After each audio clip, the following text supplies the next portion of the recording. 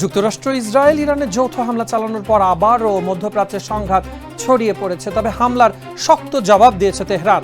সংঘাতের কারণে আরব উপসাগর, পারস্য উপসাগর ও ভূমধ্যসাগরীয় দেশগুলোতে ব্যাহত হচ্ছে বিমান চলাচল ও জনজীবন। ইতিমধ্যে সংশ্লিষ্ট এলাকার প্রায় সব দেশেই অভ্যন্তরীণ আন্তর্জাতিক ফ্লাইট বাতিল করা হয়েছে। এই অবস্থায় ইরানে হামলার নিন্দা জানিয়েছে বিশ্বের বিভিন্ন দেশ। ইরানের সরকারের কার্যক্রমের জন্য জনগণকে শাস্তি দেওয়া উচিত নয় বলে মন্তব্য করেছেন বেলজিয়ামের পররাষ্ট্রমন্ত্রী মেক্সিমে প্রভোট। তিনি বলেন, তারা গভীরভাবে অনুতপ্ত যে কূটনৈতিক প্রচেষ্টাগুলো আরও আগে কেন সমঝোতায় পৌঁছাতে পারেনি। নরওয়ের পক্ষ থেকে বলা হয়েছে, ইসরায়েল হামলাটিকে প্রতিরোধমূলক বললেও এটি আন্তর্জাতিক আইন অনুযায়ী হয়নি। দেশটির পররাষ্ট্রমন্ত্রী স্পেন বাথ বলেন, প্রতিরোধমূলক হামলার জন্য অবশ্যই তাৎক্ষণিক হুমকির প্রয়োজন। ইসরায়েল ও মার্কিন হামলার তীব্র নিন্দা জানিয়েছে পাকিস্তানও। দেশটির পররাষ্ট্রমন্ত্রী ইসহাক দার বলেছেন, দ্রুত পরিস্থিতি নিয়ন্ত্রণ করা দরকার।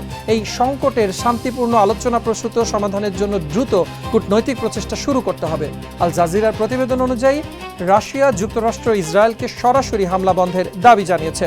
দেশটির পররাষ্ট্র মন্ত্রণালয় এক বিবৃতিতে বলেছে, পরিস্থিতিকে আবার রাজনৈতিক ও কূটনৈতিক পথে ফিরিয়ে আনতে হবে। তারা আরও বলেছে, এই ধরনের পদক্ষেপ এই অঞ্চলকে অস্থিতিশীল করতে পারে।